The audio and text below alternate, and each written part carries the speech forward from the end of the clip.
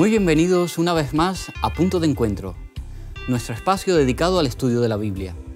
Continuamos con nuestra serie El Evangelio en Gálatas y hoy trataremos el tercer tema de nuestra serie titulado La unidad del Evangelio. Soy Nelson Salgado, profesor de la Facultad Adventista de Teología de Sagunto y me acompañan Josías Félix. ¿Qué tal, Josías? Muy bien, muy contento de estar con vosotros y esperemos que este programa sea de gran bendición. También está con nosotros Sara Pastor. ¿Qué tal, Sara? Muy bien, es genial poder aprender un poquito más de la Biblia todos juntos. Y un poco más a la derecha tengo a Israel Guntín. ¿Qué tal, Israel? Pues muy feliz y con mucha ilusión de seguir estudiando este libro de Gálatas tan bonito. De seguir aprendiendo, ¿verdad? Sí. Antes de comenzar, queremos, como siempre, ofreceros los cursos que de manera gratuita podéis seguir a través de quecursos.com. Hay cursos bíblicos, de salud, de familia, de educación, muchos más. Totalmente gratuitos y muy interesantes, así que os invitamos para que podáis consultarlos. Comenzamos ya.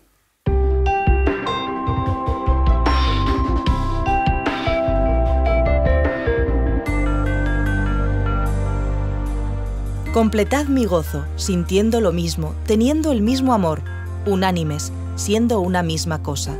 Filipenses 2:2. El reformador protestante, Juan Calvino, creía que la desunión y la división era la estrategia principal del diablo contra la Iglesia y advirtió que los cristianos deberían evitar el cisma, huir del cisma como de la peste. Pero, ¿debería preservarse la unidad a costa de la verdad? Imaginad qué hubiera pasado si Martín Lutero, el padre de la Reforma protestante, hubiera escogido, en nombre de la unidad, retractarse de su postura sobre la salvación solo por la fe, en ese momento en que fue llevado allí a la dieta de Worms. Si el reformador hubiera cedido en un solo punto, Satanás y sus ejércitos habrían ganado la victoria. Pero la inquebrantable firmeza de él fue el medio de emancipar a la Iglesia y de iniciar una era nueva y mucho mejor. En Gálatas, capítulo 2, del versículo 1 al 14, encontramos al apóstol haciendo todo lo que está en sus manos para mantener la unidad del círculo apostólico, en medio de esos intentos que hacían algunos creyentes para destruirlo. Pero por más importante que esa unidad haya sido para Pablo, se negó a permitir que la verdad del Evangelio fuera traicionada para alcanzarla. Aunque hay lugar para la diversidad dentro de la unidad, el Evangelio nunca debe ser traicionado en ese proceso. En el libro de Gálatas, Pablo llama la atención sobre algunas personas. Él considera a esas personas que perturbaban, que querían pervertir el Evangelio. Incluso en el capítulo 2, versículo 4, llama falsos hermanos. Falsos hermanos a ciertas personas que estaban tratando de negar la realidad. Ellos decían que el Evangelio de Pablo no estaba en armonía con el Evangelio que enseñaba o las enseñanzas de Pedro y de los apóstoles. ¿En qué se basaban esos falsos hermanos para decir esas cosas? ¿Y de qué manera Pablo rebatió esas ideas? Pues sí, esto es muy interesante. En primer lugar, se basaban sobre todo en que Pedro y el resto de apóstoles predicaban a los judíos y seguían enfatizando en la circuncisión, y Pablo se dedicaba más a predicar a los gentiles y no hacía este énfasis en la circuncisión. Él hacía el énfasis, como comentábamos en el programa anterior, en la gracia y en la salvación de la justificación por la fe. Entonces, estos falsos hermanos quieren atacar a la unidad de los apóstoles. Entre ellos ya se había hecho un concilio en Jerusalén, que se ve en Hechos 15, donde habían llegado a un acuerdo. Incluso se le da aquí autoridad a Pablo y a Bernabé para que vayan ellos a predicar a los gentiles sin darle la importancia a la circuncisión que en los judíos era tan importante. Entonces atentan contra esta unidad que habían conseguido entre los apóstoles para intentar dividirlos, y todos sabemos que cuando empiezan las divisiones empiezan los problemas y no se puede, la Iglesia no habría seguido multiplicándose tan rápidamente como había hecho hasta entonces. Entonces, para intentar parar este movimiento tan importante que estaba teniendo Pablo, atacan a esta unidad diciendo: es que no estáis predicando lo mismo. Unos dicen circuncisión, otros dicen no circuncisión. Y Pablo rebate estos argumentos diciendo en Gálatas capítulo 2, a partir del versículo 7, dice: me ha sido encomendado el evangelio de la incircuncisión como a Pedro el de la circuncisión. Pues el que actuó en Pedro para el apostolado de la circuncisión, actuó también en mí para con los gentiles. Él está diciendo, el mensaje proviene de la misma persona. Los dos hemos recibido el mensaje de Dios, pero lo adaptamos según a qué personas va dirigido ese mensaje. Entonces, él, y nos había dicho también anteriormente en el capítulo 1, versículos 11 y 12, que el evangelio anunciado por mí no es invención humana, pues yo ni lo recibí ni lo aprendí de hombre alguno, sino por revelación de Jesucristo. Con esto Pablo está reafirmando su autoridad con el evangelio que predica y está diciendo que esa división que están intentando crear no tiene ningún sentido, porque están predicando el mismo evangelio, tanto Pablo como Pedro. Imaginaros que ese ataque contra la unidad hubiese prosperado. ¿Cuáles hubiesen sido las consecuencias?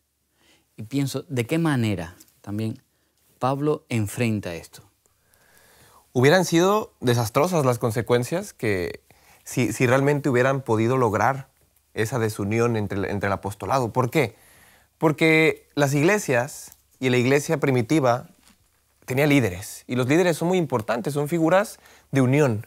Las personas, en cuanto esté el líder, pues van a estar, ¿no? Hay una escritora que dice que un pastor es el límite de la iglesia. Una iglesia no va a estar más allá del pastor, sino el pastor ese es el límite, no es el líder. Por tanto, si la unidad del apostolado, esos 12 apóstoles y los diáconos y los que se fueron añadiendo, por supuesto, se hubieran desunido en cualquier cosa, en el mensaje, se hubieran contradecido, hubiera sido desastroso. Como dijo Sara, el movimiento hubiera caído por completo. Por lo tanto, esta desunión es la que hubiera hecho que esto no hubiera crecido. Por ejemplo, tenemos en 1 Corintios, Pablo habla sobre esto, habla sobre esta desunión. En Corintios también están teniendo estos problemas. Y dice algo que me encanta, dice algo que me gusta mucho, 1 Corintios 1:12, que dice: quiero decir a vosotros que yo soy Pablo. Y otros dicen, yo soy de Apolo, yo soy de Cefas, yo de Cristo. Los cristianos en ese tiempo empezaban a decir, bueno, a mí me bautizó Pablo, ¿no? A mí me bautizó Cefas, a mí me bautizó Juan, a mí me bautizó tal. Y empezaban a hacer como pequeños grupitos. Y Pablo dice, ¿de verdad, Cristo está dividido? No, Cristo no está dividido, somos el mismo. Es el mismo Cristo, es el mismo mensaje. Y en ningún momento Pablo fue crucificado por vosotros. Por lo tanto, esa desunión hubiera hecho mucho daño. Y Pablo en todo momento, quiere acabar con ella. En Gálatas encontramos pues muchas recomendaciones que ofrece Pablo. Por ejemplo, en el 7 y 8, ¿no? Como leyó Sara, Pablo dice, hey, es el mismo mensaje con diferentes personas a las que tenemos que llegar. El mensaje se tiene que adaptar de acuerdo a la persona que se hay que llegar al corazón. Y hay que hacer lo posible para que ese mensaje llegue, sin arriesgar los principios, por supuesto. Y por último, hay un versículo que me gusta mucho sobre esto, que es Efesios. En Efesios nos habla, soportaos con amor los unos con los otros, ¿no? Pablo da consejos importantes y dice, ¿sabes qué? Lo más importante es que se amen los unos a los otros. Lo más importante en la iglesia es eso, que se amen los unos a los otros. En Efesios 4, del 1 al 3, dice, así yo preso en el Señor os ruego que andéis como es digno de vocación a los que habéis sido llamados, con toda humildad, mansedumbre, paciencia, soportándonos unos a otros con amor, solícitos, miren qué importante, en guardar la unidad del Espíritu en el vínculo de la paz. Hay un solo cuerpo, un solo espíritu, como también fuisteis llamados a una misma esperanza. Vean qué importante, es muy importante la unión. Pablo dice, sopórtense, ámense unos a otros, porque solo hay un espíritu, solo hay una iglesia, solo hay un evangelio. Por lo tanto, la unidad es el llamado, ¿verdad?, que encontramos en la palabra de Dios. El apóstol Pablo invita constantemente a esta unidad, pero en el libro de los Hechos de los Apóstoles vemos que cuando la Iglesia va creciendo, desde luego va creciendo en esta unidad. Y no es una unidad de acuerdos entre hombres, sino es una unidad asentada en la palabra de Dios. Y Hechos 15, en el Concilio de Jerusalén, surgen ciertos problemas, especialmente con el tema de la salvación. Y esto es lo que nosotros estamos estudiando. Para aquellos que siguen el programa, entendemos que este es el tema básico de la palabra de Dios. Cómo el hombre alcanza la salvación. Y por eso Gálatas es un libro tan importante, porque desde luego la salvación, en este conflicto de Gálatas hay algunas personas judaizantes, que se llaman así, aquellos que quieren imponer un estilo de vida a otros que no son judíos, pues ellos tratan de imponerles que los ritos, las tradiciones, especialmente de la circuncisión, que hablaremos más adelante, pues es una manera, podemos decir, para conseguir un billete para el cielo. Entonces, la Iglesia crece en la unidad de la Escritura, y en el Concilio de Jerusalén se pone la base de la Iglesia, de los apóstoles, que la salvación es únicamente por fe. Entonces, pues hay algunos cristianos judíos que dicen que esto no es así, que no es así.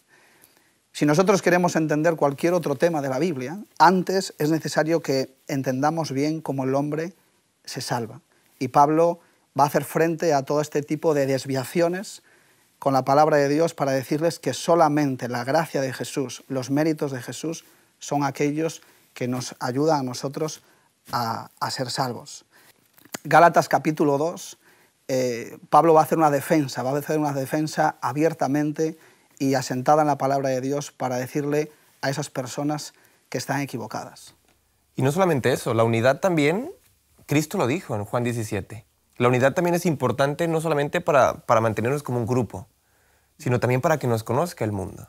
Una de las características de Hechos en la iglesia era que estaban unidos. Claro. Y la gente veía, cuando empezaron a llamarle cristianos, porque veía que estaban unidos. Y decían, ¿pero por qué? Si diferentes culturas, diferentes lugares que han venido, de repente se empiezan a amar y querer, ¿pero qué tienen ellos? ¿Cómo es que han logrado vivir en comunión? Y es importante, ¿no? Cristo lo dijo, los van a conocer cuanto se amen. Entonces, es importante también la unidad. Si la iglesia no hubiera estado unida, tal vez en este momento no estaríamos ni siquiera aquí sentados hablando de Cristo. En el libro de Hechos, por ejemplo, también vemos que la unidad hace que la iglesia crezca.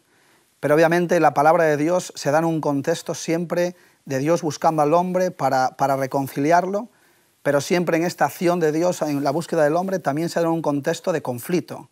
Es decir, hay quienes quieren encontrarse con Dios y hay quienes quieren no encontrarse con Dios.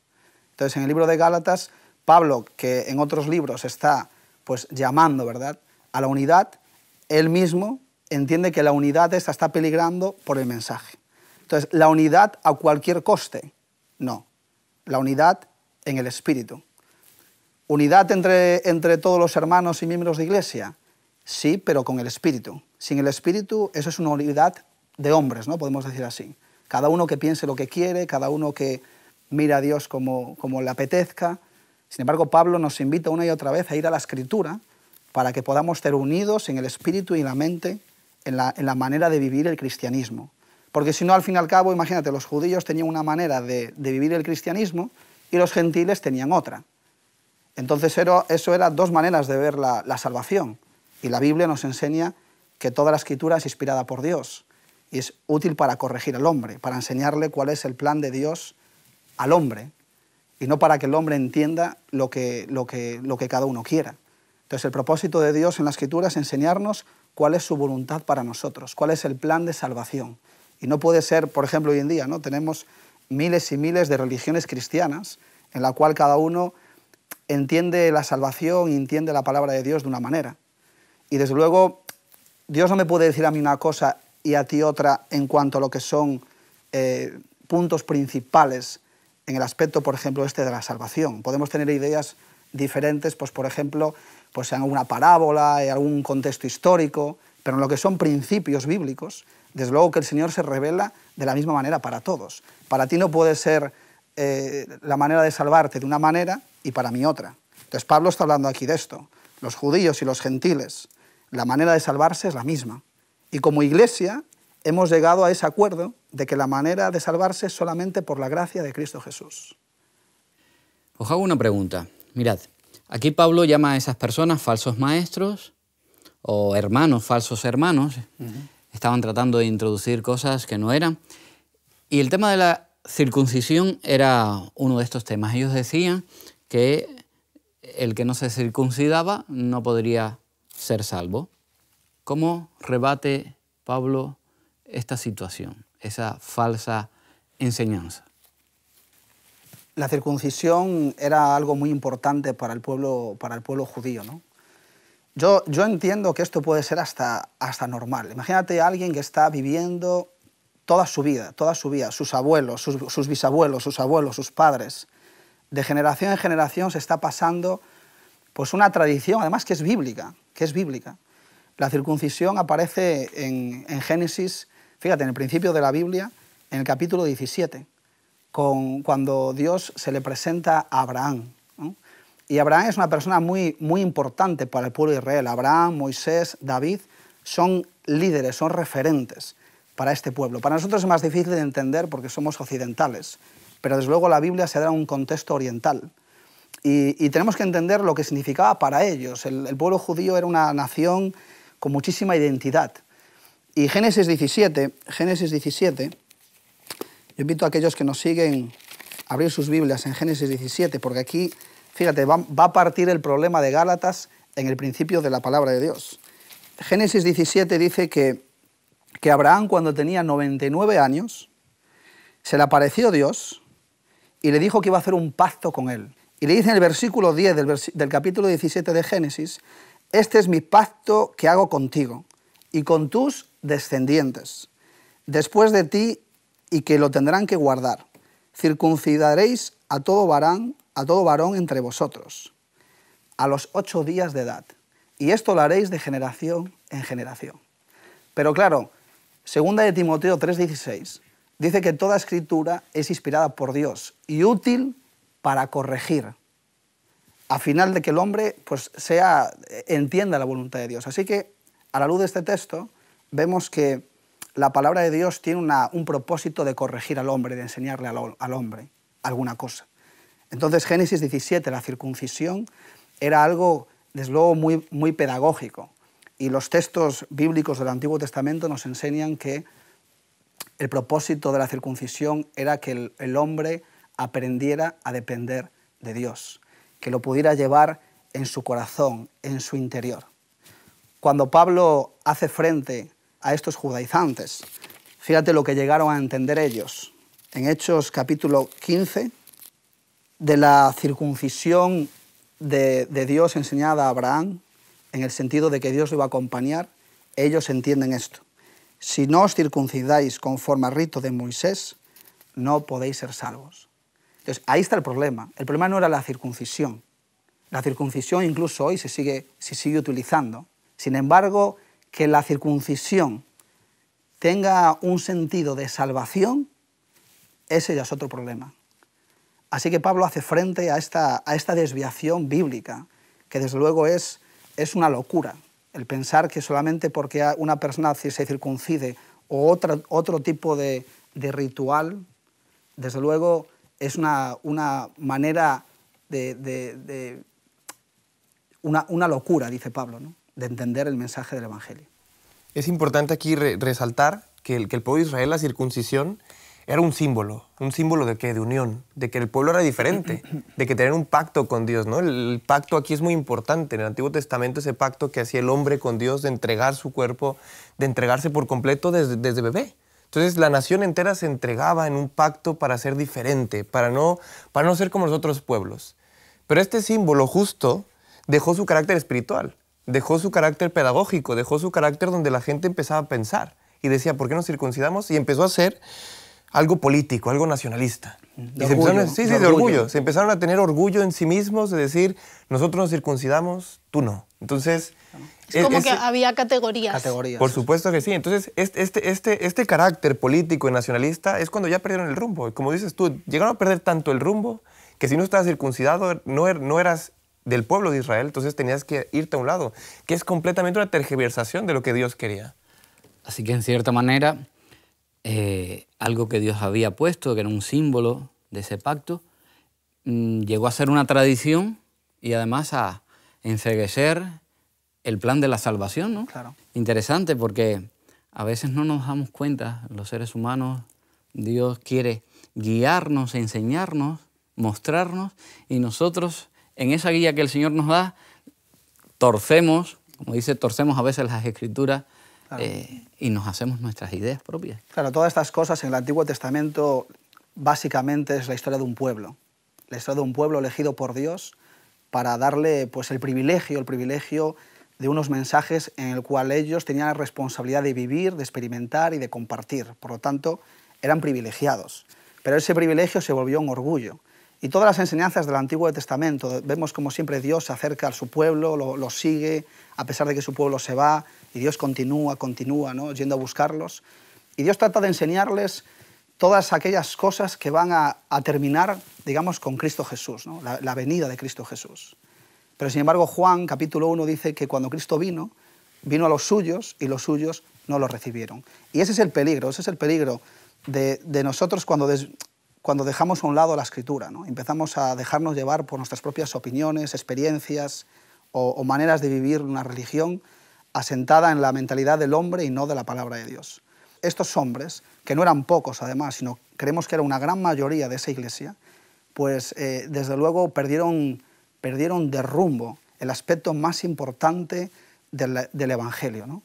Que es la gracia de Jesús, su amor, su interés por nosotros y desde luego su muerte en la cruz para que nosotros pudiéramos tener libertad, una nueva vida y desde luego la promesa de su segunda venida, ¿no? Para toda la eternidad. Porque sin duda alguna, déjeme añadir que es la religión que se basa en las tradiciones, en las costumbres, en circuncidarme o no, es más fácil circuncidarte y sentirte bien contigo mismo toda la vida. Pablo en Romanos 2 nos dice, es verdad que la circuncisión aprovecha, ¿no? En 2:25, pero si desobedeces la ley, ¿de qué sirve que estés circuncidado?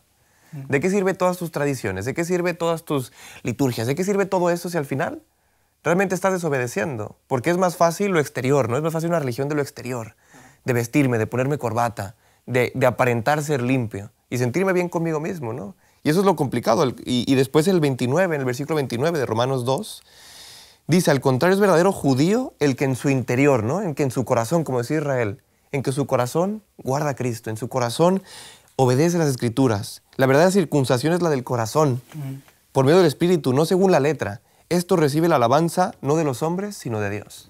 Y es lo que tú dijiste, ¿no? Justamente se fueron por la tangente. Empezaron a agradar a los hombres, a la política, al nacionalismo, y dejaron de lado agradar a Dios, que era lo importante. Sí, pero es importante, hay que ser súper cuidadosos porque el cambio es muy sutil y ni siquiera lo hicieron de manera consciente. Dios les entrega una herramienta pedagógica, como comentabas tú, Dios está buscando reencontrarse con su pueblo y les da una manera para que le lleven en el corazón y se acuerden. Y ellos, sin hacerlo a propósito, consiguen darle la vuelta de una manera en que se convierte justo en todo lo contrario. Y en vez de acercarles a Dios, no solo les aleja a ellos, sino que impide que otras personas también se acerquen a Dios. Y es una reflexión que debemos hacernos también a nosotros, tener mucho cuidado de no, con esas sutilezas, ¿no? Y de darnos cuenta siempre con la palabra de Dios, con la Biblia delante, si estamos desviándonos, aunque sea unos milímetros, porque poco a poco la desviación se incrementa y cuando nos damos cuenta ya estamos muy lejos del ideal que Dios había preparado. Claro. Nosotros, desde luego, hablamos muchas veces del pueblo judío, ¿no? Pobre pueblo, ¿no? Sin embargo, en la Biblia estas cosas, dice Pablo, que están puestas para nosotros hoy como modelo, para no caer también en los mismos errores. Mira, Jeremías 4:4, he elegido este texto, pero hay muchos de ellos, ¿no? Dice, circuncidaos para el Señor, circuncidad vuestro corazón. Porque el pueblo de Dios aquí estaba en rebelión abierta contra Dios. Así que la circuncisión, desde luego, tenía esa parte donde el judío podía experimentar, podía palpar en muchas cosas de las que hacía, pues las enseñanzas de Dios para ellos, ¿no? El pueblo judío era un pueblo muy especial, tenía muchas fiestas, muchas ceremonias, muchas oportunidades de sentir a Dios, ¿no? Y desde luego Nosotros como cristianos hoy en día tenemos que tener mucho cuidado de dónde ponemos las prioridades y qué cosas son más importantes que la palabra de Dios, ¿no? Porque la palabra de Dios, al fin y al cabo, es la que nos enseña. El Espíritu Santo viene a nuestra vida para enseñarnos, para corregirnos, para reconducir nuestra vida hacia Él. ¿Qué peligros creéis que podrían amenazar a aquellos que no enfrentaban esa situación de tradición, la cuestión de la circuncisión? Hombre, como lo dijimos en el primer programa, vimos cuando Saulo estaba con Bernabé, vimos que él estuvo ahí. Y muchas veces es lo que hacemos, ¿no? En la iglesia a veces vemos estos peligros, esas sutilezas que van cambiando, y no hacemos nada, ¿no? Nos quedamos callados y al final participamos de ello. Y ese es el peligro. El peligro es ver y no hacer. Pero tampoco creamos que nosotros somos aquí los ángeles protectores de la iglesia. No creamos que somos el hermano guarda, donde podemos señalar, juzgar, decirle, oye, no hagas esto, no hagas... No, tampoco. Con un amor, acercar, decir, oye, ¿qué está pasando? ¿A dónde vamos? Crecer en Cristo juntos porque estamos en un mismo camino. Y en ese camino cristiano no estamos ahí para estorbar, no estamos para poner piedras, sino al contrario, para tender la mano y decir, venga, vamos adelante, ¿no? Claro, nosotros, por ejemplo, tenemos el ejemplo o el testimonio de Pablo. Pablo podía haberse quedado quieto, podía haber no actuado ante esta situación.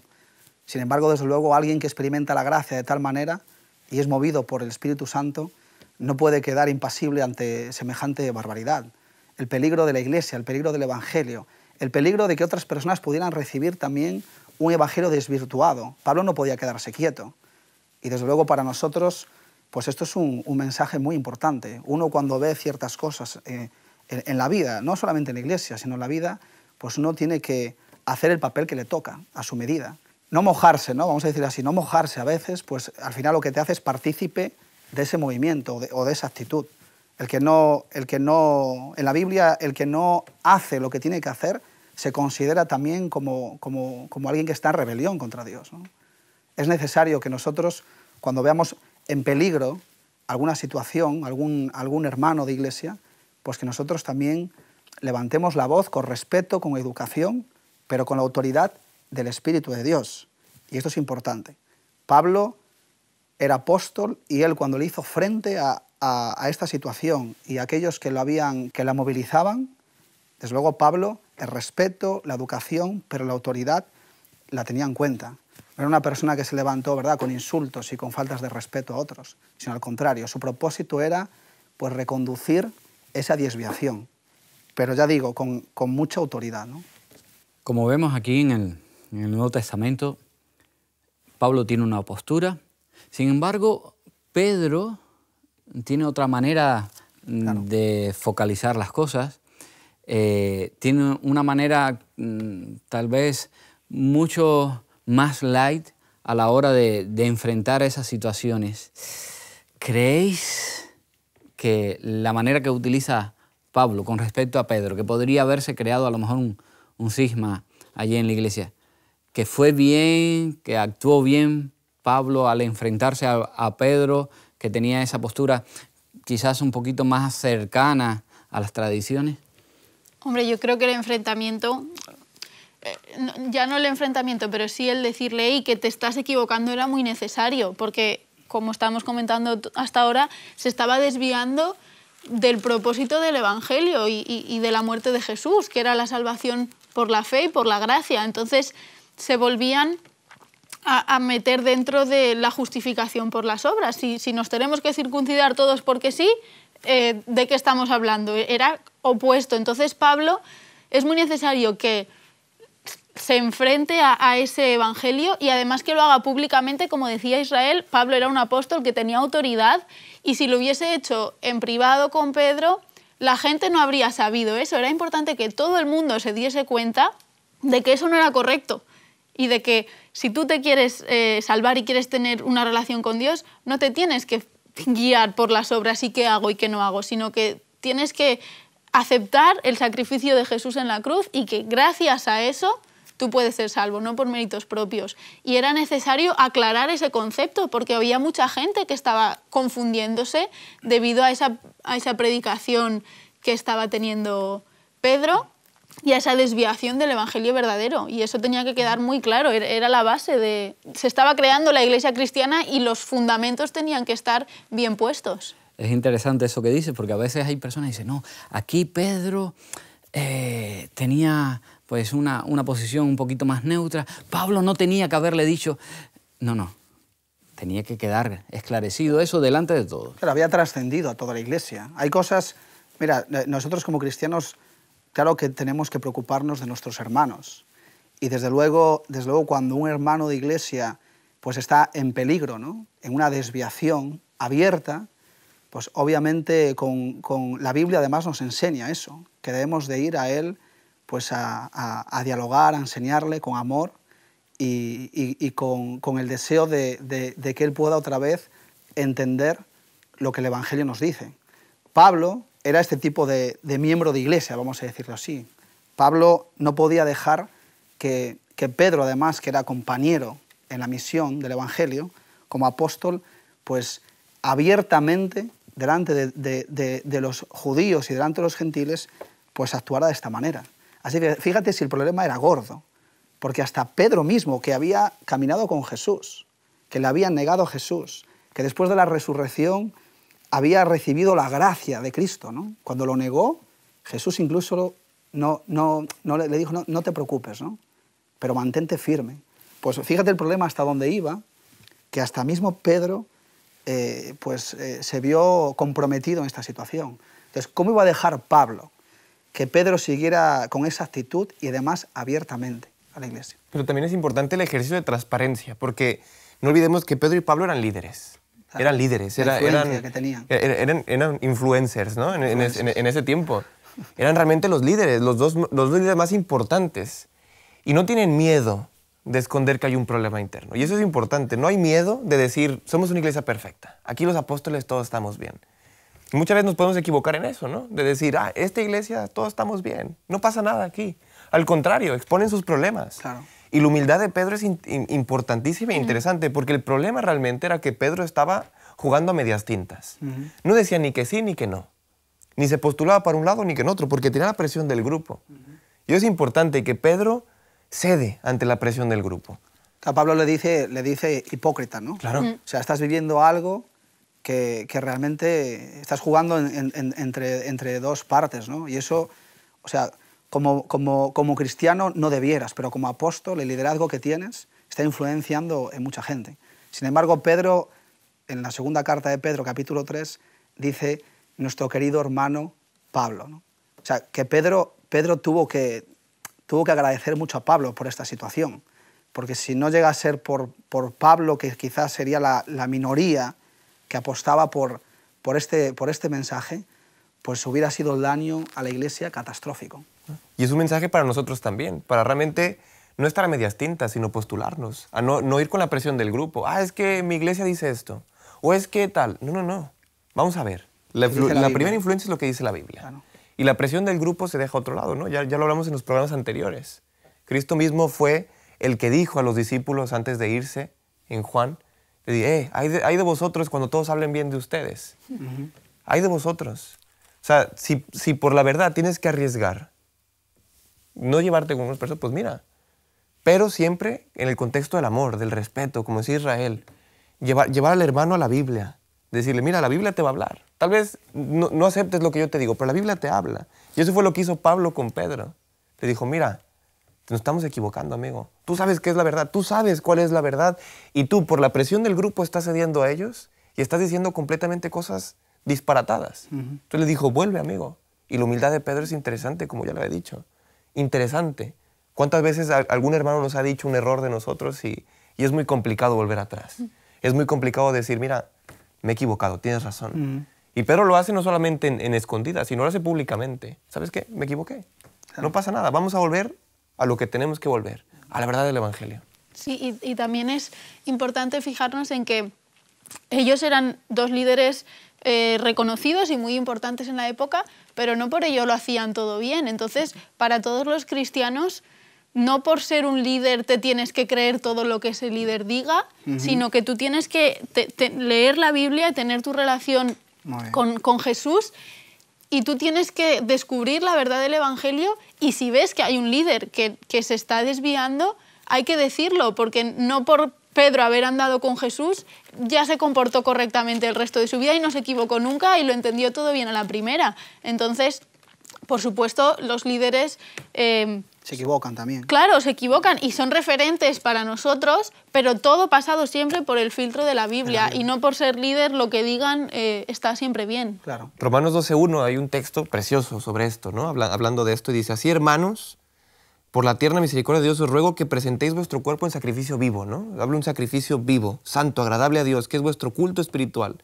No os conforméis con este mundo, sino transformaos con la renovación de vuestro entendimiento. Es precioso lo que dice aquí Pablo. Pablo dice, amigo, cuestiónate lo que está pasando. Estudia, no te estanques.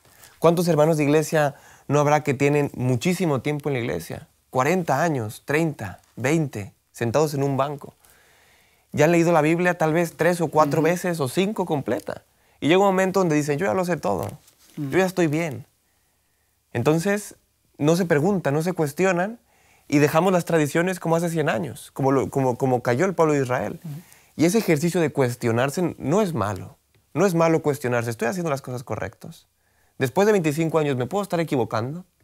Tal vez estoy muy lejos o no.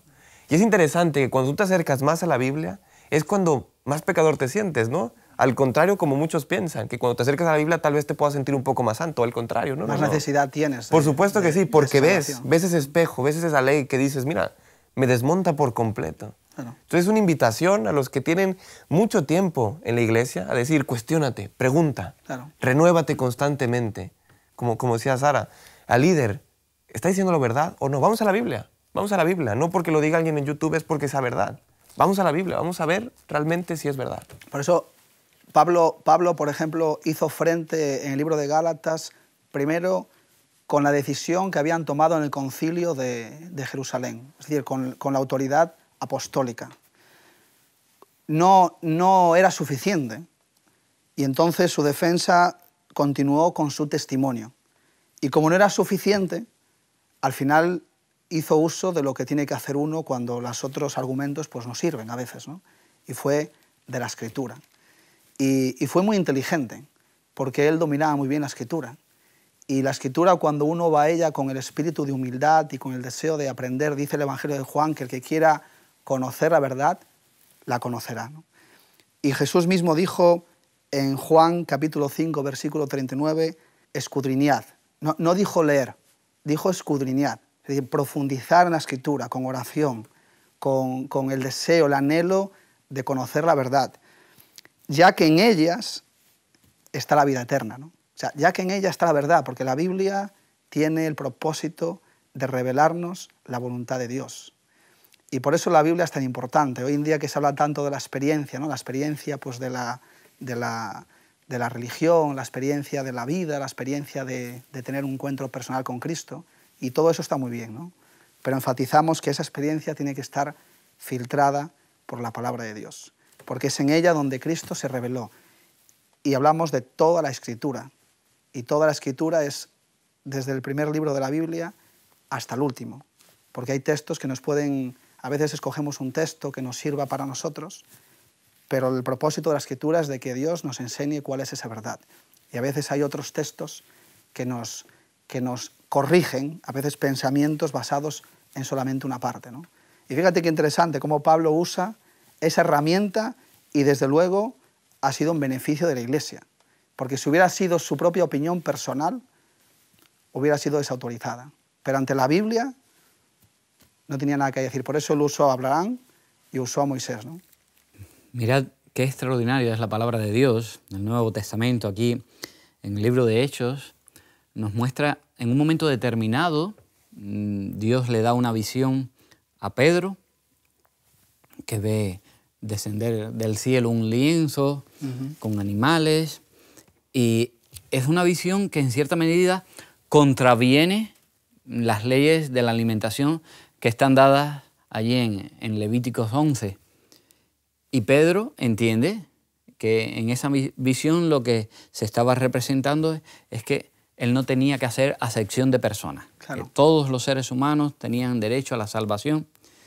Sin embargo, Pedro, que entiende eso inicialmente, después como rechaza un poco la llegada, la entrada de gente no judía al Evangelio. Y Pablo le llama la atención, pero duramente, porque le llama hipócrita. Hipócrita. Es en cierta medida, ¿verdad?, un pasaje un tanto para nosotros que nos llama la atención, nos choca, que Pablo llame hipócrita a Pedro. Y fíjate si era complicado el problema a tal punto que llegó, que en el versículo 13 él también cita a Bernabé. O sea, hasta Bernabé fue influenciado por este movimiento. Así que no solamente fue Pedro, sino también Bernabé, entre otros. Aquí dice, y los otros creyentes judíos participaron también en esta simulación. Así que no me extraña que Pablo empezara Gálatas de la manera que lo empezó y que se saltara el momento del agradecimiento para ir de lleno a decir que tan pronto os habéis apartado del Evangelio que yo mismo os he enseñado, ¿no? Entonces el problema era gordo. Y lo interesante que todavía hoy en día este problema perdura. El hecho de pensar que nosotros podemos alcanzar la salvación por cualquier tipo de guardar pues una ceremonia, una tradición, o el trabajar a veces en la iglesia de manera consciente, ¿no? Y no ser motivado por la acción del Espíritu Santo en nuestra vida, pues desde luego es una similitud a este problema. Dado lo que hemos estado mirando, habéis hablado, ¿cuáles serían los peligros de depositar nuestra fe ciegamente en un líder, en un ser humano? Ya habéis mencionado algunas cosas, pero me gustaría que ahondaseis más. Hombre, sin duda alguna, todas las personas podemos equivocar. Y es un mensaje que viene a nuestro tiempo.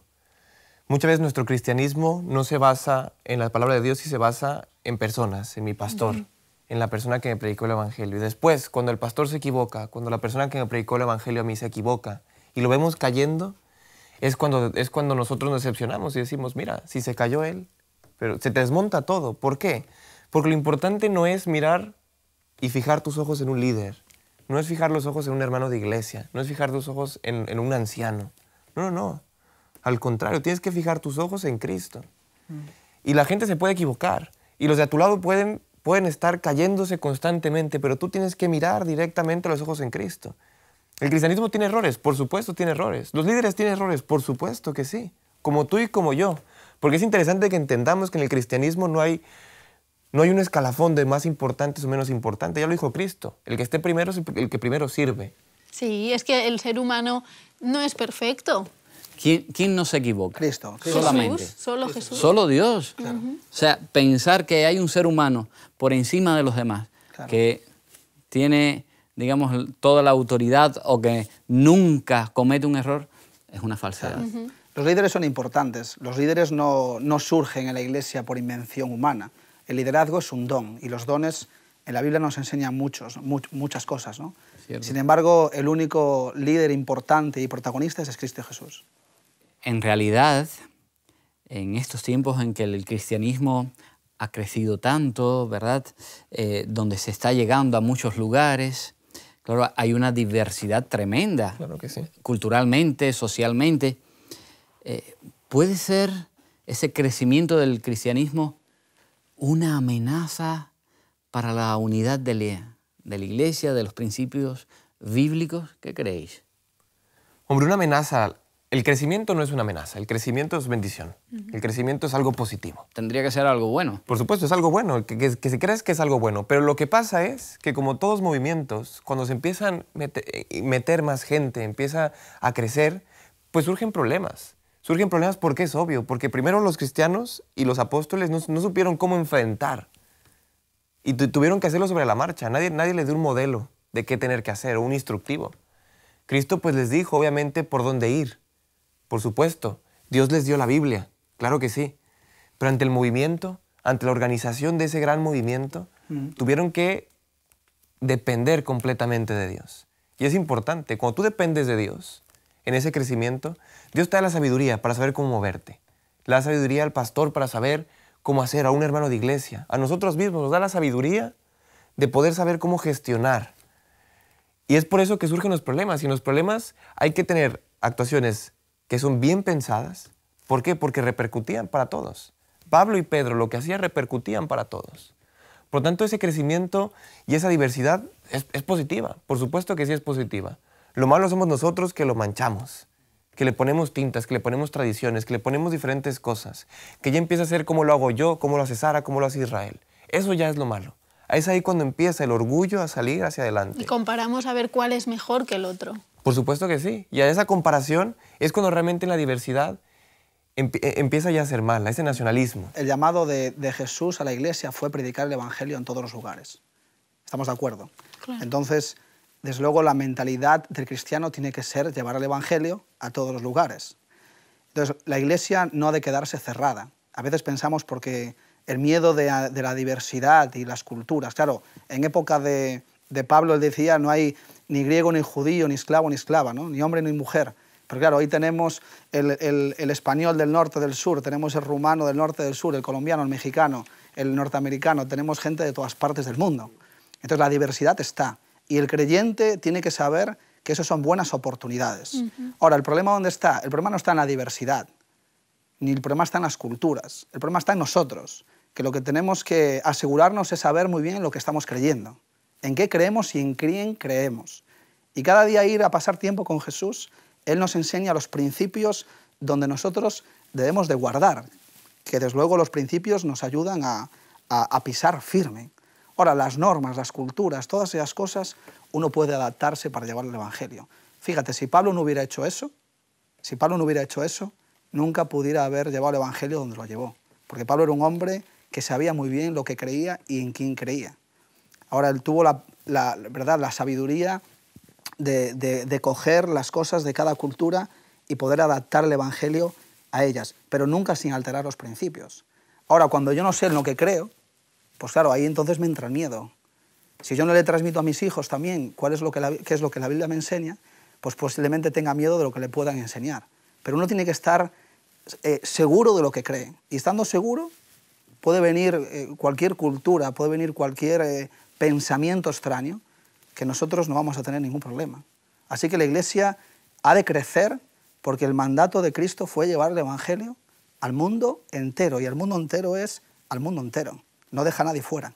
Y por eso yo creo que una característica importante dentro de la diversidad es la humildad, contrario a lo que decía Josías, que a veces nos enaltecemos, nos hacemos orgullosos de que mi cultura o mi tradición o mi manera es mejor que la otra.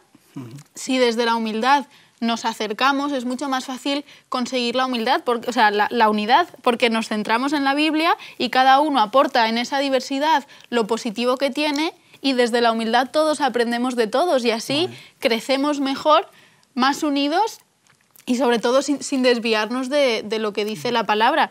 Y lo veíamos en Pedro. Pedro se equivocó, pero fue humilde cuando Pablo le reprende y reconoce su error públicamente. Si él se hubiese mantenido orgulloso, la iglesia se habría dividido allí en aquel momento, ya en los inicios, porque también era una iglesia muy diversa.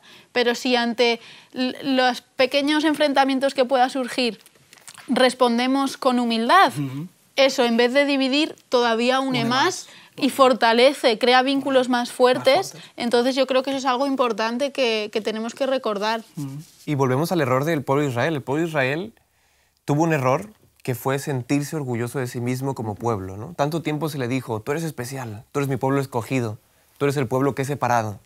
Y el pueblo de Israel se lo creyó y hizo eso un símbolo político nacionalista, hizo una bandera y dijo, yo soy de aquí, yo soy el mejor. De orgullo, ¿no? Y es lo que pasa hoy en el siglo XXI, tantos movimientos políticos nacionalistas que están surgiendo ahora, donde dicen, esta es mi bandera, yo soy mexicano, soy mejor, yo soy español porque soy mejor, yo soy alemán, tengo la mejor economía.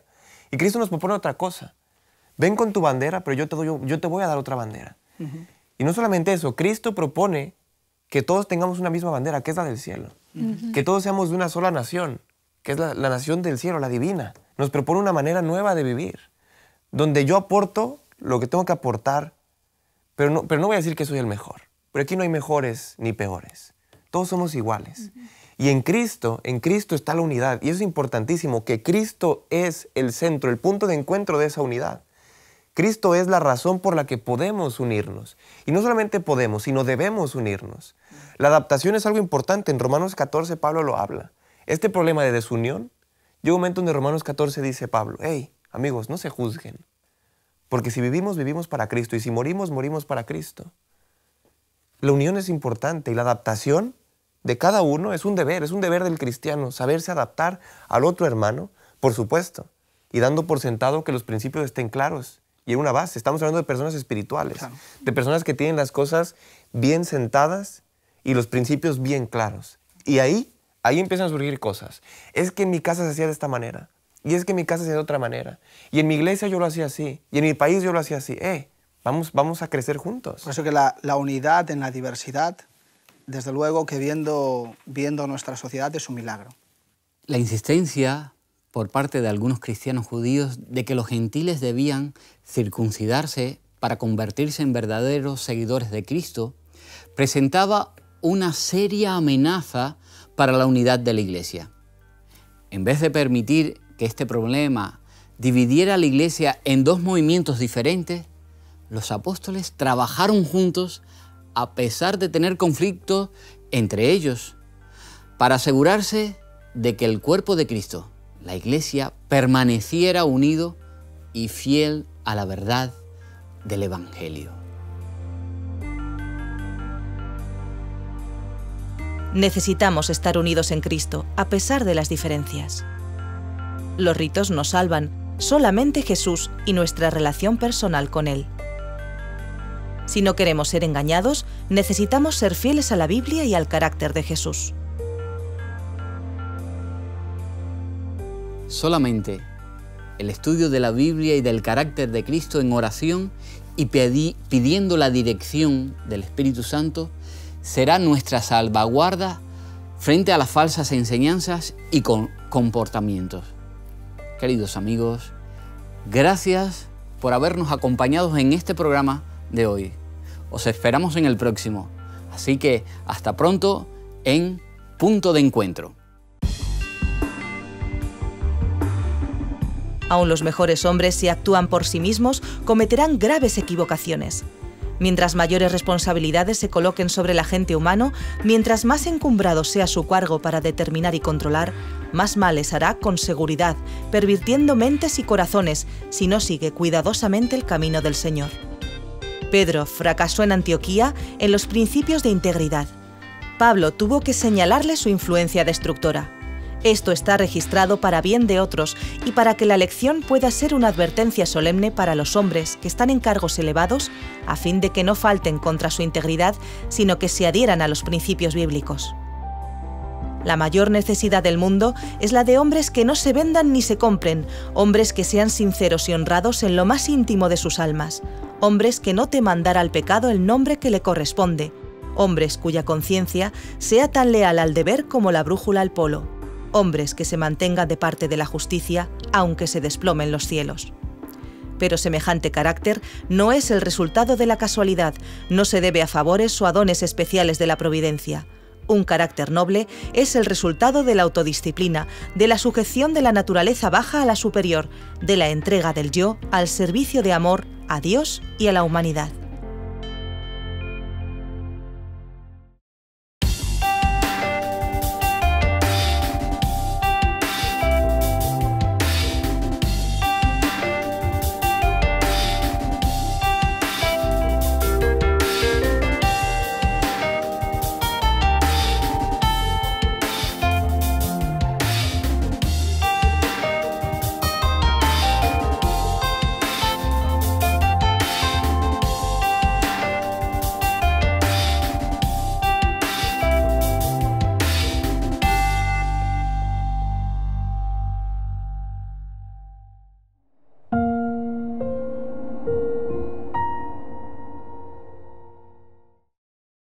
¿Quieres realizar cursos gratuitos sobre salud, familia, temas espirituales y mucho más?